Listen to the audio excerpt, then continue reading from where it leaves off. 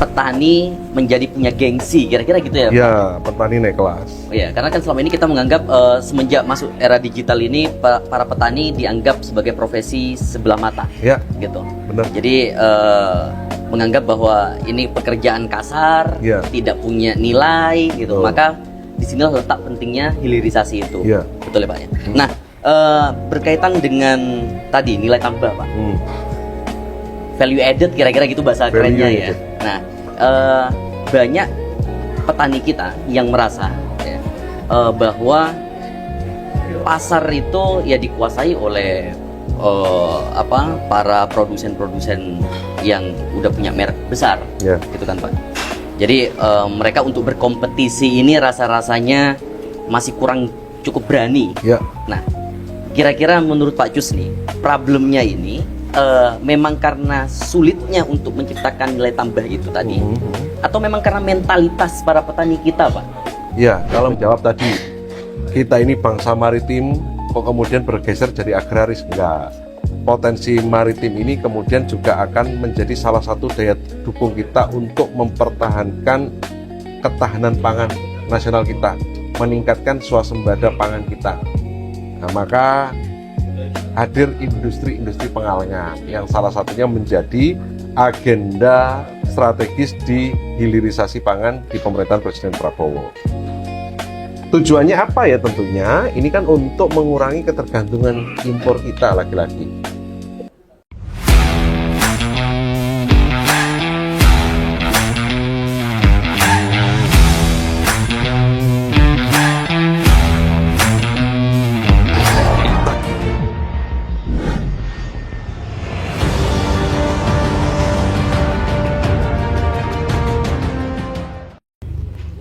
Assalamualaikum warahmatullahi wabarakatuh, Sobat Lini Talks. Bersama lagi dengan saya, Rafli Rehan Al-Hajri di Lini Talks Memajukan Peradaban. Kali ini kita akan membahas terkait dengan hilirisasi pertanian untuk meningkatkan nilai tambah dan mengurangi impor. Ngomong-ngomong hilirisasi, saya yakin teman-teman, apa sih dikit-dikit hilirisasi, dikit-dikit hilirisasi. Dan teman-teman, yang perlu kita ketahui bahwa pertanian adalah bagian dari sektor paling krusial dalam kehidupan manusia, karena ini berkaitan dengan pangan. Oleh karena itu, kita akan membahas tuntas bagaimana konsep hilirisasi pangan yang kemudian dapat meningkatkan nilai tambah dan mengurangi impor nasional. Bersama dengan salah satu narasumber terbaik kita, yaitu Bapak Haji Cusni Mubarok SH MMMH, pimpinan Komisi B DPRD Provinsi Jawa Timur, yang juga merupakan Ketua DPC Partai Gerindra Kabupaten Malang. Halo Pak Cusni, apa kabar? Mas, kabar baik, Mas Rafli. Mas Rafli bagaimana? Alhamdulillah, kabar baik seperti botol minuman kita Pak. Kabar baik Space and Cafe, tempat di mana kita hari ini berdiskusi bersama dengan Pak Cusni. Ya. Baik Pak Cusni, seperti tadi yang saya singgung, bahwa hilirisasi pertanian ini menjadi sangat penting hari ini. Tapi mungkin banyak masyarakat kita yang masih belum memahami apa urgensi, mengapa hilirisasi pertanian ini menjadi sangat penting, mengingat banyak sekarang masyarakat itu lebih suka membahas sesuatu yang ya dikit-dikit lagi-lagi digital hari ini Pak. Dan mungkin hari ini juga banyak anak Indonesia yang sudah lagi tidak bermimpi menjadi seorang petani.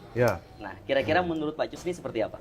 Nah, seperti kalimat terakhir yang tadi Mas Rafli sampaikan, hilirisasi ini kan sejatinya untuk memberikan nilai tambah. Nilai tambah terhadap produk-produk hasil dari pertanian ini, sehingga dengan nilai tambah meningkat, maka penghasilan petani juga meningkat. Maka konsep dari hilirisasi ini yang paling prinsip adalah memberi nilai tambah. Kemudian kalau kita melihat dari kondisi nasional kita, bagaimana ketergantungan impor kita terhadap produk-produk olahan. Ini juga kemudian menjadi salah satu alasan kenapa hilirisasi di pertanian ini menjadi sangat penting. Bagaimana kita masih banyak mengimpor barang-barang produk olahan, sehingga sekali lagi ini menjadi dasar kita untuk melakukan hilirisasi di bidang pertanian. Sehingga pertanian kita bisa lebih banyak dinikmati ya. Sehingga produk-produk yang ini bisa diselenggarakan dari hasil produksi pertanian kita dengan mengikuti dan melewati proses hilirisasi, ini bisa kita dapat tanpa harus impor. Betul. Itu. Kemudian kenapa hilirisasi penting? Ngomong tentang kebutuhan nasional. Hari ini Presiden mencanangkan program makan bergizi gratis. Disinilah kemudian menjadi peluang pasar. Di sini kemudian menjadi kewajiban bagi petani untuk meningkatkan nilai tambah dari produknya ini dengan hilirisasi tersebut. Tentunya dengan harapan petani bisa naik kelas. Kalau petani ini naik kelas, maka kita melihat ada potensi ekonomi, ada harapan di pertanian. Sehingga masyarakat kita tidak kemudian serta-merta meninggalkan pertanian atau menjadikan pertanian menjadi petani ini menjadi opsi terakhir. Betul. Maka Presiden Prabowo mengambil kebijakan di mana sekarang di lahan-lahan pertanian, di perkebunan-perkebunan ini ada nilai ekonomi. Kalau kita menggarap dengan sungguh-sungguh, kemudian pemerintah hari ini juga hadir mendampingi, maka ini ada nilai ekonomi yang tinggi. Salah satunya syaratnya ya dengan hilirisasi tentunya. Oke. Begitu berarti. Berarti ini kita sedang berupaya untuk mengembalikan Ya, petani menjadi punya gengsi, kira-kira gitu ya? ya petani naik kelas. Oh ya, karena kan selama ini kita menganggap semenjak masuk era digital ini para petani dianggap sebagai profesi sebelah mata, Ya, gitu. benar. Jadi menganggap bahwa ini pekerjaan kasar, Ya. tidak punya nilai, gitu. Betul. Maka disinilah letak pentingnya hilirisasi itu, Ya. betul ya Pak ya. Nah, berkaitan dengan tadi nilai tambah Pak, value added kira-kira gitu bahasa Value kerennya ya. added. Nah, banyak petani kita yang merasa ya, bahwa pasar itu ya dikuasai oleh para produsen-produsen yang udah punya merek besar, Ya. gitu kan Pak. Jadi mereka untuk berkompetisi ini rasa-rasanya masih kurang cukup berani. Ya. Nah, kira-kira menurut Pak Cus nih, problemnya ini memang karena sulitnya untuk menciptakan nilai tambah itu tadi, atau memang karena mentalitas para petani kita, Pak? Ya, kalau menurut saya akumulasi. Tapi yang paling penting adalah pemerintah harus hadir. Dan di pemerintah Presiden Prabowo ini, pemerintah hadir secara nyata untuk mendampingi para petani ini agar kemudian naik kelas. Baik dari dukungan-dukungan terhadap penyediaan lahan, memastikan bahwa pupuk ini tidak susah, tidak langka sehingga subsidi benar-benar bisa dinikmati. Kemudian menetapkan harga gabah kering panen, menyiapkan bulog sebagai off-taker dan sebagainya.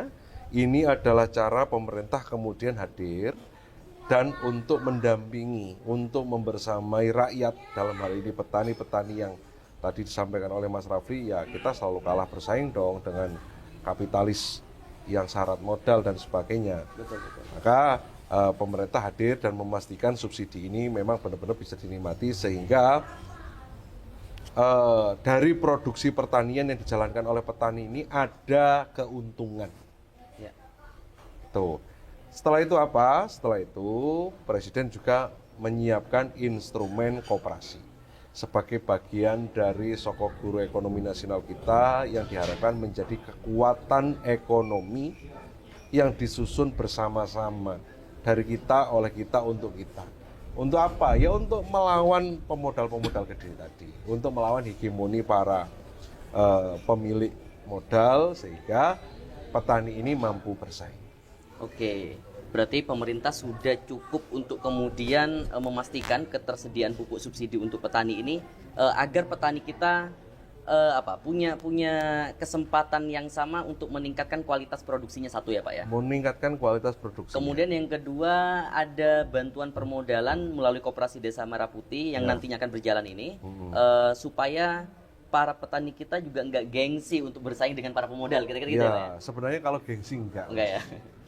tinggal ya siap atau tidak. Siap gitu. atau tidak. Kalau gengsi ini bukan, sebenarnya nggak gengsi. Lebih kepada siap atau tidak.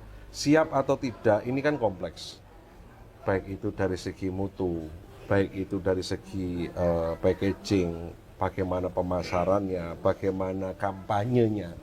Ya, ngomong marketing ini kan kita ngomong propaganda ini. Betul. Nah, ini kan kompleksitas yang kemudian harus kita urai agar kemudian petani ini berani tampil, Oke. mau tampil untuk bisa bersaing dengan produsen-produsen yang mungkin syarat modal atau bahkan kita bisa melawan impor dengan kesiapan baik itu produksi maupun kualitas hasil dari produktivitas kita di pertanian. Oke, bukan karena gengsi pemirsa, tapi Nggak. memang harus lebih berani aja nih para petani kita. Lebih berani dan nggak nekat. Nggak nekat juga. Nggak nekat. Terukur. Kalau nekat konyol. Lebih Oke. berani karena apa? Karena hari ini, saat ini, era ini pemerintah hadir. Oke. Presiden Prabowo ngerti benar kebutuhan petani dan tata kelola pangan nasional ini yang membuat kesempatan ini terbuka lebar, maka ya hilirisasi adalah keniscayaan yang harus kita tempuh bersama-sama dengan tujuan untuk meningkatkan nilai. Dengan meningkatnya nilai berarti pendapatan kita meningkat. Dengan pendapatan kita meningkat, daya beli kita tentunya meningkat dong. Sehingga profesi di bidang pertanian ini menjadi profesi yang tidak selalu dikiwo kalau kata orang sini itu. Tidak dipandang sebelah mata, tapi memang profesi yang punya nilai ekonomi yang tinggi juga. Betul. Pak Jusni, saya dulu pernah membaca gitu bahwa sejarah bangsa kita di Nusantara ini sebetulnya kultur masyarakat kita ini maritim gitu. Ya. Semenjak masuk ke era kolonial, negara kita ini cenderung menjadi negara agraris Ya. gitu.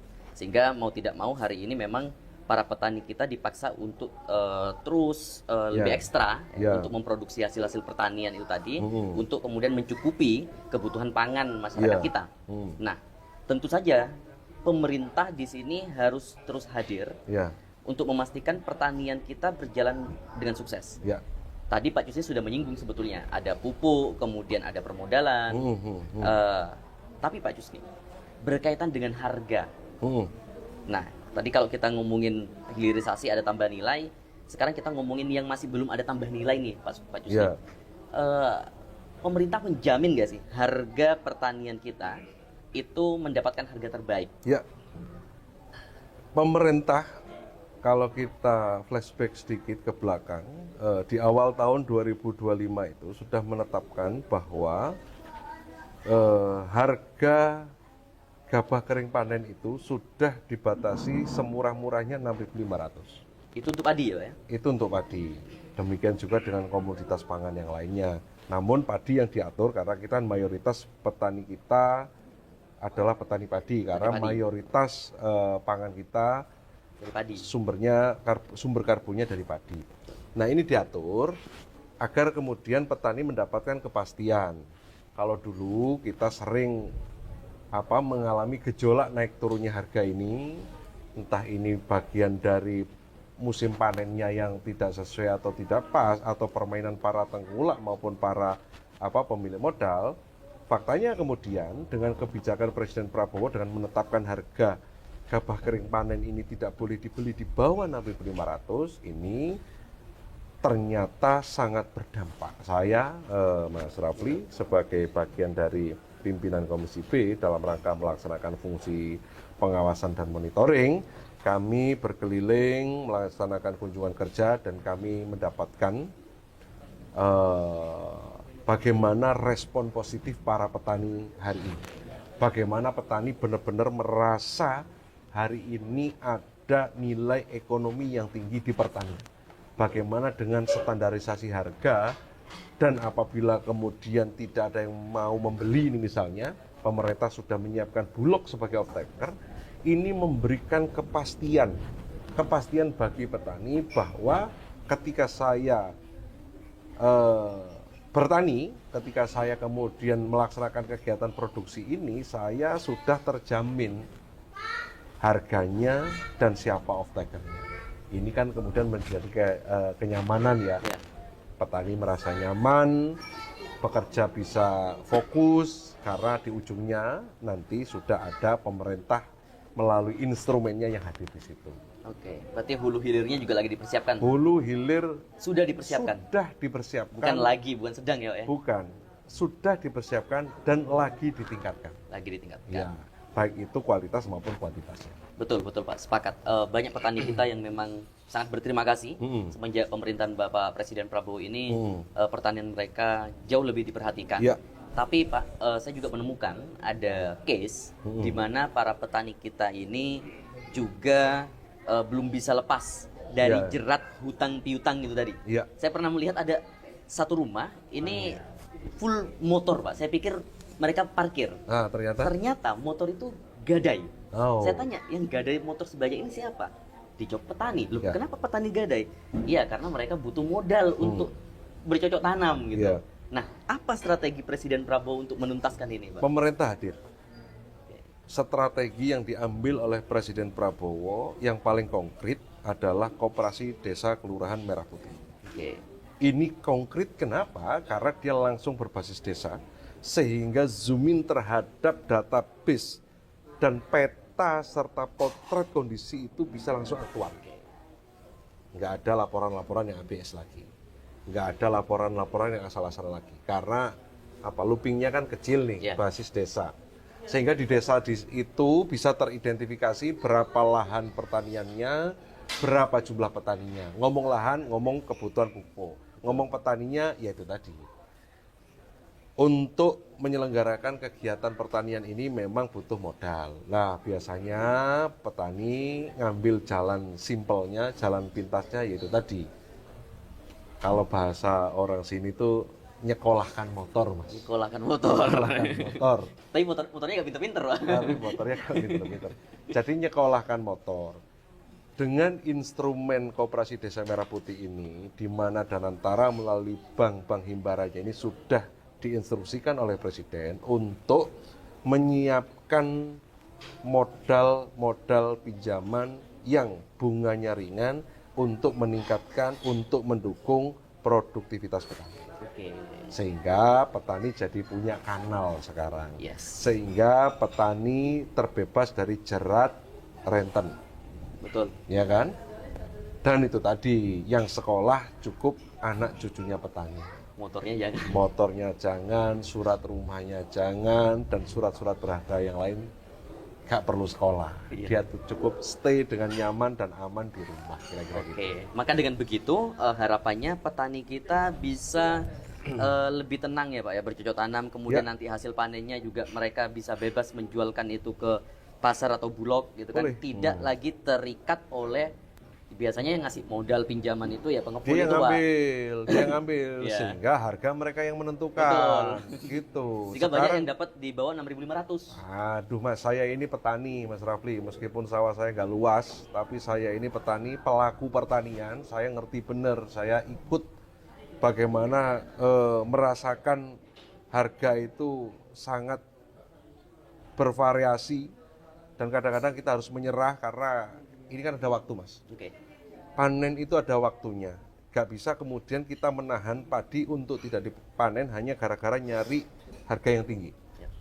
Nanti keduluan kalau di kita itu ngomongnya paring jekluk itu. Keduluan padinya itu sudah terlalu tua sehingga ya tidak bagus lagi, produktivitasnya rendah dan sebagainya.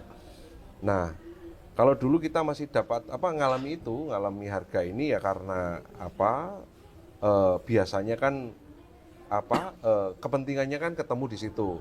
Pak Rafli, Anda petani tak modalin, tapi nanti panennya aku yang ngambil loh ya. Dan aku ngambilnya kan pakai hargaku jadinya gitu. Oh iya ya. Nah, di pemerintahan Presiden Prabowo ini, pemerintah hadir secara nyata dengan menetapkan itu tadi. Batas bawah harga kering panen di 6.500.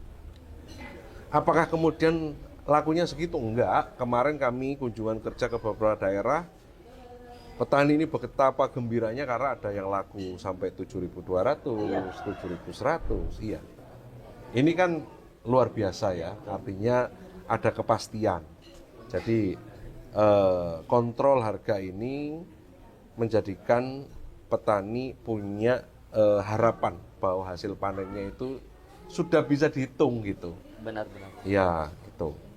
Kemudian tadi yang saya sampaikan, bagaimana kemudian agar tidak terjerat oleh renten atau itu tadi sistem ijon atau apapun ya, instrumennya namanya, ya dengan skema melalui Bank Himbara yang lending di setiap Koperasi Desa Merah Putih. Inilah harapannya petani bisa mengajukan permodalan. Kemudian bunganya pasti rendah. Kemudian yang paling penting ya pinjamannya harus dikembalikan. Ya. Ini yang paling penting. Kalau hanya pinjam tapi nggak nyimpan ini yang repot. Tapi Atau nggak mengembalikan. repotnya koperasi ini kan kekeluargaan, Pak. Karena kekeluargaan, Nah, akhirnya nggak kembalikan. ya sekarang koperasi ini kekeluargaan dan disiplin. Jadi keluarga yang disiplin. Keluarga yang disiplin. Kira-kira begitu. Enggak Mas, ini menuntut itu memang. Betul. Ini menuntut kita disiplin agar apa? Agar yang kita rasakan tidak dirasakan oleh yang lain. Betul. Semangatnya kan gitu. Ya. Kalau kita macet, kan yang harusnya digulirkan untuk peminjam yang lain, yang butuh yang lain kan jadi nggak terjadi gara-gara kita nggak disiplin. Ya, betul. Berarti ini kalau saya melihat ini sebagai bentuk konsep dari keadilan ekonomi ya Pak ya. Jadi Keadilan ekonomi. petani harus sejahtera, tapi juga tidak perlu mengorbankan masyarakat sebagai konsumen yang membeli Ya, beras gitu ya. Ya. Jadi nggak mahal juga kira-kira Ya. gitu ya Pak Ya. ya. Sehingga kedua-duanya mendapatkan kenyamanan yang baik kira-kira begitu. Pak, karena Bapak sebagai pimpinan Komisi B DPRD Provinsi Jawa Timur, bagaimana dengan Jawa Timur sendiri Pak terkait dengan pertanian? Jawa Timur ini adalah lumbung pangan nasional, Mas. Produktivitas kita itu hampir 10 juta, 9, sekian juta. Kemudian dengan luas Ton lahan ya, Pak ya? ton. Kemudian dengan luas lahan kita 1,6 juta hektar ini, kemarin kita menargetkan, kita genjot produktivitas kita bisa meningkat ke 12 juta ton. Nah, ini akan kembali meneguhkan dan mengukuhkan kita Jawa Timur sebagai lumbung pangan nasional, sebagai penentu dan keberhasilan utama, indikator utama terwujudnya swasembada pangan yang digelorakan pemerintahan Presiden Prabowo ini. Maka tentunya ini mengandung potensi dan termasuk kewajiban bagi kita di pemangku kebijakan untuk menselaraskan dengan program-program yang sudah digagas pemerintah pusat. Jangan sampai di pusat gencar dan gemerlap, kita di sini nyantai dan redup-redup aja. Itu bagaimana kemudian dukungan terhadap penyiapan dan pengolahan lahan, ngomong tentang irigasi, ngomong kemudian bagaimana perlindungan terhadap lahan pertanian itu sendiri, yang mungkin sekarang kita beradu cepat dengan pembangunan perumahan-perumahan yang ada. Itu dia Pak, penyusutan. Bagaimana penyusutan lahan itu? Ya, penyusutan lahan ya, ini memang kita agak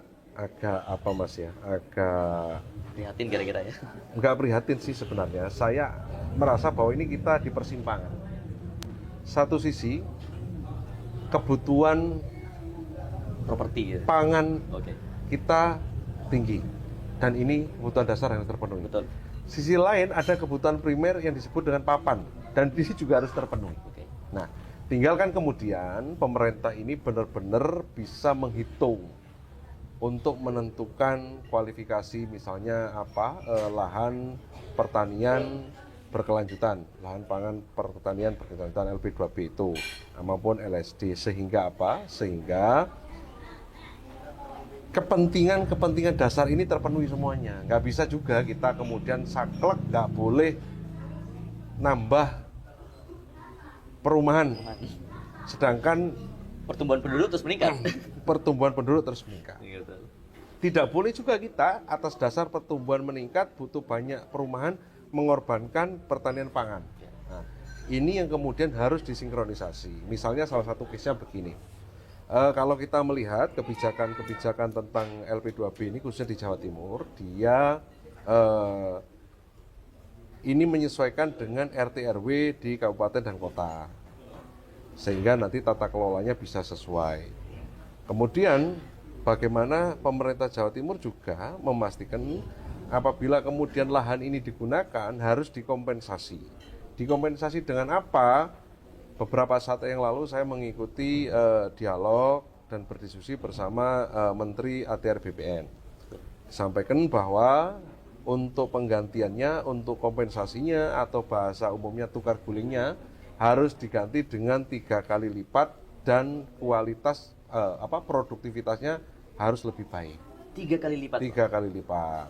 Ini kan menjawab agar kebutuhan pangan kita ini tetap terpenuhi dengan memastikan bahwa luasan lahan untuk tanam kita itu bisa dikontrol dan dilindungi.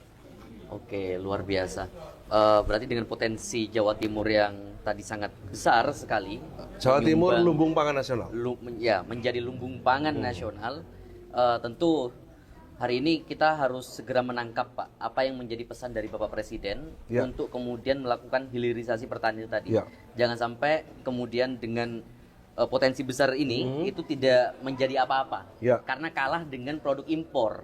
Nah, balik lagi ke konsep hilirisasi pertanian tadi, Pak. Sebetulnya apa saja yang akan dihilirisasi di bidang pertanian ini? Ya, kalau kita ngomong agenda strategis dari Presiden Prabowo terkait dengan hilirisasi pertanian ini, ada beberapa poin utama. Misalnya yang pertama, investasi besar pada industri pengolahan pangan. Bagaimana kemudian pemerintah Presiden Prabowo ini menargetkan investasi ratusan triliun untuk industri ayam, unggas, baik itu daging maupun telurnya. Kemudian pengolahan susu, baik itu pasteurisasi maupun ke UHT-nya. Kemudian industri makanan pengalengan, ini sekaligus menjawab tadi, kita ini bangsa maritim, kok kemudian bergeser jadi agraris? Enggak. Potensi maritim ini kemudian juga akan menjadi salah satu daya dukung kita untuk mempertahankan ketahanan pangan nasional kita, meningkatkan swasembada pangan kita. Nah, maka hadir industri-industri pengalengan yang salah satunya menjadi agenda strategis di hilirisasi pangan di pemerintahan Presiden Prabowo. Tujuannya apa ya? Tentunya ini kan untuk mengurangi ketergantungan impor kita lagi-lagi. Kan kita ini sangat tergantung impor terkait makanan-makanan olahan itu. Kemudian ya memenuhi kebutuhan pasar yang sekarang tinggi, apalagi dengan adanya MBG. Dan di ujungnya yang paling penting, nilai tukar petani, nilai tukar nelayan ini meningkat dengan adanya hilirisasi tadi itu. Oke, berarti hari ini pemerintah juga hadir untuk kemudian memastikan hilirisasi dari pertanian ini bisa betul-betul berjalan sesuai dengan apa yang menjadi cita-cita dari Pak Prabowo ya, Pak ya, hashtag kita Pak Prabowo gitu. Yang menjadi pertanyaan besar, Pak, dengan hilirisasi pertanian itu tadi, mengapa fokus kita itu hanya pada padi? Ini banyak kita mendapatkan protes, Pak. Kayak misalnya di Malang sendiri, tebu ini jadi salah satu komoditas yang besar juga gitu, di samping padi. Nah, bagaimana kira-kira menjawab itu, Pak? Ya, jadi kenapa prioritas kok padi melulu? Tidak. Bahwa prioritas itu kita meletakkan hal yang paling utama dan paling penting di asar, itu namanya prioritas. Maka kalau kita lihat arah kebijakan pemerintahan Presiden Prabowo, ini di tahun pertama ngomong tentang padi dan jagung. Kenapa? Karena ini adalah kebutuhan pangan yang paling utama rakyat kita. Mayoritas masyarakat kita makan nasi. Mayoritas rakyat kita makan jagung, nasi jagung. Nah, ini yang ingin diselesaikan terlebih dahulu. Selanjutnya apa? Selanjutnya kalau kita melihat arah kebijakan di 2026 ini mulai bergeser ke sektor perkebunan. Seperti tadi Mas Raffi nyampaikan terkait dengan tebu. Presiden telah mencanangkan kita menuju ke swasembada energi. Maka kemudian salah satu program strategis nasionalnya adalah menyiapkan industri bioetanol berbasis tebu. Ini salah satunya untuk mewujudkan ketahanan energi. Yang kemudian hulunya adalah sektor pangan tadi itu, tebu. sekaligus agar kita juga swasembada gula ini. Case hari ini yang sering kita diskusikan adalah impor gula dan sebagainya. Ya. Nah, 2026 ini mulai kita atasi, Mas. Ada program dari pemerintah itu mencakup luas tambah tanam untuk perluasan tanam dan bongkar ratun. Jadi kebun-kebun padi yang sudah, kebun-kebun tebu yang sudah existing ini dibongkar untuk diganti bibit baru. Tujuannya untuk meningkatkan produktivitas petani, untuk menjamin bahwa bibit yang digunakan oleh petani ini tebu-tebu unggulan yang menghasilkan nilai jual tinggi, produktivitasnya juga tinggi, lebih tahan hama, lebih mudah perawatannya. Ini yang menjadi target dari pemerintah. Jadi tidak kemudian ngomong hanya tebu sama jagung, tidak. Kalau kita membaca di arah 2026 nanti mulai bergeser ke perkebunan. Pemerintahan Presiden Prabowo akan concern untuk masalah tebu. Kemudian kopi, apalagi coklat, kelapa, dan komoditas perkebunan lain. Oke, baik. Ternyata tidak hanya padi saja pemirsa, semua komoditas sebetulnya menjadi perhatian. Hanya saja hari ini yang prioritas karena ini berkaitan dengan bahan pokok gitu ya, makanan pokok masyarakat kita adalah padi. Ya, padi harus menjadi swasembada dulu, kira-kira Ya, begitu. benar. Tapi Pak, ada nggak ya bantuan alat atau mesin pertanian dari pemerintah sebagai bentuk intervensi menuju swasembada pangan itu tadi? Ya, jadi pemerintah dalam rangka meningkatkan produktivitas petani untuk menuju ke swasembada pangan tadi itu hadir mulai dari hulu sampai hilir, mulai dari pengolahan lahan, maka ada program OPLA. Bahkan kemudian kalau kita melihat di awal-awal Presiden Prabowo menjabat, mencanangkan proyek strategis nasional cetak sawah. Ini juga untuk menambah luas tambah tanamnya tadi itu, luas lahan untuk penanaman bahan pangan pokok kita tadi itu. Nah, dari hulunya pemerintah sudah mendukung misalnya perbaikan sarana irigasi. Setelah kemudian sarana irigasi ini diperbaiki dan bisa menjadi support utama untuk produktivitas pertanian ini, maka bergeser selanjutnya ketersediaan bibit. Bibit juga demikian. Pemerintahan Presiden Prabowo melalui Kementerian Pertanian menyiapkan bibit-bibit unggulan untuk petani agar sekali lagi produktivitas meningkat. Gratis, Pak? Gratis. Tapi tidak semua gratis juga. Tidak semua gratis juga. Ada disiapkan bibit-bibit yang memang ini kita harus membeli. Karena kan ini juga nanti masuknya ke pendapatan negara. Tapi subsidi ya Pak ya? Hitungannya? Ada yang subsidi, ada yang gratis, ada program ini. Kemudian disiapkan untuk dibeli juga ada. Tapi kalau gratis biasanya di pupuk. Oke. Kemudian pupuk, tata kelola pupuk diperbaiki, tidak ada lagi distributor, langsung dari Pupuk Indonesia Holding Company turun ke petani. Skemanya nanti lewat Koperasi Desa Merah Putih. Setelah itu apa? Setelah itu untuk mengelolanya ada dukungan-dukungan modernisasi pertanian, alat dan mesin. Misalnya di proses olah sawahnya didukung pemerintah, mendukung kelompok-kelompok tani dan gabungan-gabungan kelompok tani ini dengan kultivator, dengan traktor roda 2. Ini kan untuk mengolah tanahnya.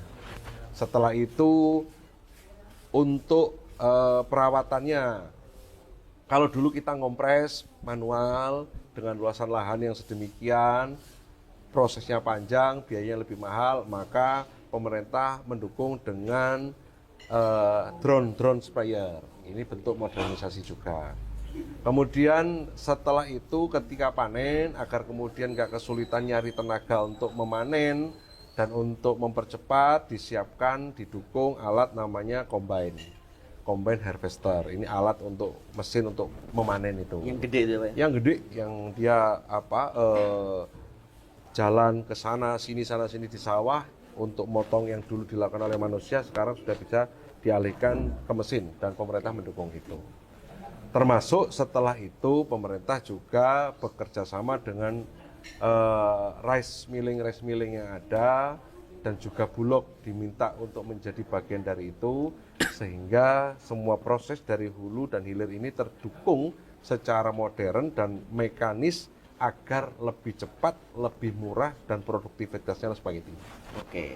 Nah, menurut yang saya baca Pak, untuk mencapai hilirisasi tadi ya, alat-alat produksi dan sebagainya itu juga perlu hilirisasi kelembagaan.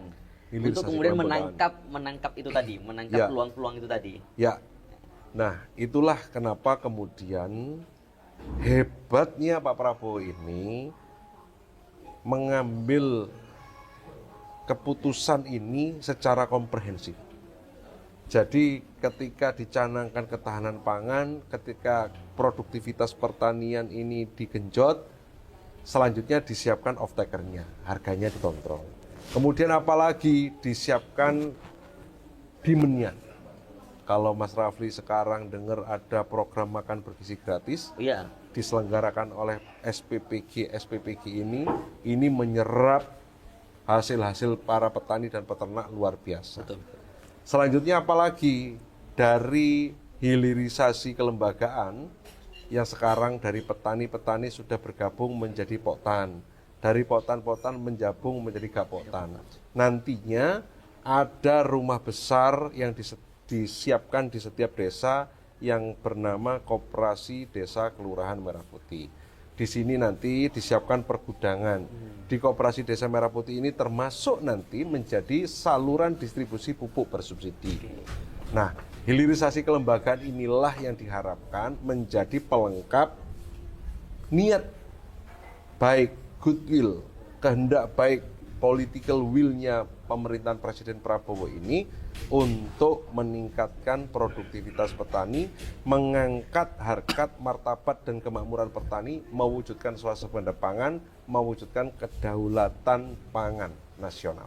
Oke, berarti dapur MBG dengan Koperasi Desa Merah Putih itu menjadi salah satu instrumen untuk hilirisasi di sektor pemasarannya, kira-kira gitu ya Pak ya? Ya, di ujungnya. Di ujungnya, Termasuk kalau kita ngomong kelembagaan, sebenarnya yang paling konkret ya di Koperasi Desa Merah Putih, di mana nanti di Kopdes Merah Putih ini ada beberapa unit usaha yang salah satunya tentunya ngomong tentang pertanian. Di di Koperasi Desa Kelurahan Merah Putih hari ini sedang dibangun gudang-gudang yang nantinya termasuk di dalamnya itu ada cold storage. Untuk apa? Ya untuk mempertahankan hasil panen, untuk mempertahankan nilai dari hasil olahannya. Kalau kita tadi di awal ngomong hilirisasi pertanian maupun peternakan. Nah, Koperasi Desa Merah Putih nanti menyiapkan cold storage-nya. Tujuannya untuk apa? Untuk mempertahankan rantai dingin sehingga kualitas makanan bisa tetap terjaga, kesehatannya terjaga, rasanya, sehingga nilainya juga tetap terjaga. Itu salah satu contohnya. Jadi ini saya kira Presiden sudah memikirkan benar ekosistem baik itu ngomong ekosistem bisnis, ekosistem pertanian, ekosistem gizi, ekosistem yang semuanya menjadi satu kesatuan yang ini memudahkan masing-masing kita dengan profesi masing-masing, dengan penerima manfaat di bidang apa, itu sudah jelas semuanya. Oke. Itu ya terima kasih Pak Prabowo, saya kira ini luar biasa, luar biasa. Luar biasa. Berapa persen kira-kira keyakinan Pak Cusni bahwa dengan semua skema yang dilakukan ini dapat menekan impor kita terhadap terutama beras? Ya, kalau ngomong optimisme dan saya meyakini bahwa ikhtiar itu adalah bagian tugas kita sebagai khalifah di muka bumi ini, berusaha dan sebagainya. Kalau ngomong keyakinan, ya keyakinan saya 99% Mas. Dengan 1% saya tetap berkeyakinan sebagai hamba dan ketentuan, kehendak, serta keputusan yang paling utama. Gitu. Kalau yakin saya. Siap. Asal itu tadi, semuanya juga yakin. Betul. Semuanya on the track. On the track, semuanya yakin, ikut gotong royong bareng-bareng. Presiden ini menyelesaikan hulunya beserta dengan para pembantunya ini menyelesaikan hulunya, kita di hilirnya. Kebijakan-kebijakannya disiapkan, dukungan-dukungannya disiapkan, kita tinggal melaksanakannya. Gitu. Oke, 99% keyakinan Pak Jusni dengan semua skema program yang dijalankan oleh Pak Prabowo ini dapat menekan impor. Tinggal bagaimana kemudian masyarakat kita, para petani kita siap atau tidak. Terakhir Pak Jusni, pesan dan harapan untuk para petani kita. Baik, terima kasih Mas Rafli, para pemirsa Line Talk. Lini Talk. Lini Talk yang saya hormati, khususnya masyarakat yang berkecimpung di dunia pertanian. Setahun ini kita merasakan bagaimana pemerintah benar-benar hadir di dunia kita, bagaimana Presiden Prabowo dengan kebijakan-kebijakannya menguntungkan, membantu, dan sangat support terhadap proses-proses pertanian yang kita jalankan. Maka ayo bersama-sama bergotong royong, bergandengan tangan, kita tingkatkan terus produktivitas pertanian. Dengan cara apa? Dengan cara menjalankan proses pertanian ini dengan baik dan benar. Dengan cara apa? Dengan cara membuka diri, membuka pikiran, membuka hati kita.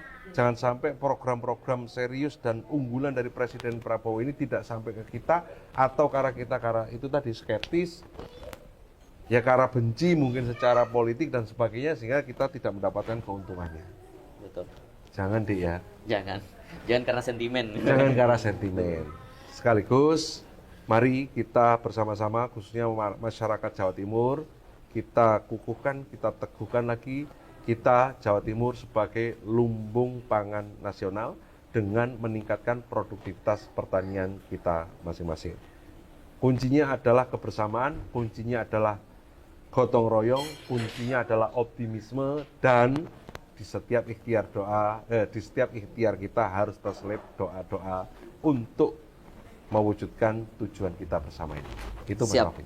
Terima kasih Pak Jusni. Terima kasih Mas. Tidak salah Lini Talks mengundang Anda sebagai narasumber di podcast kali ini, karena banyak sekali insight yang bisa kita dapatkan. Dan yang paling penting, beliau sebagai Ketua DPC Partai Gerindra tentu saja memiliki akses informasi yang lebih besar kira-kira untuk kemudian bagaimana gagasan-gagasan pemikiran Pak Prabowo ini dalam membangun pertanian bangsa kita ke depan.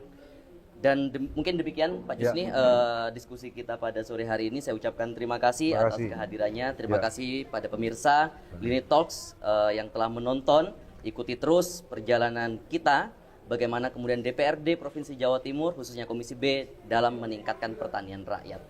Saya Rafli Raihan Al-Hajri izin undur diri di Lini Talks memajukan peradaban.